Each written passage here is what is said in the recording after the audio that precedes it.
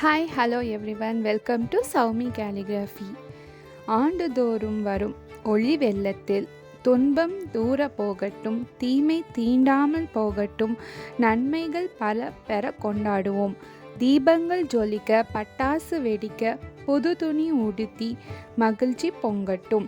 ஆயிரக்கணக்கான விளக்குகள் உங்கள் வாழ்க்கையில் முடிவில்லாத மகிழ்ச்சி, செல்வம், செழிப்பு எப்பொழுதும் ஒளிர செய்யட்டும்.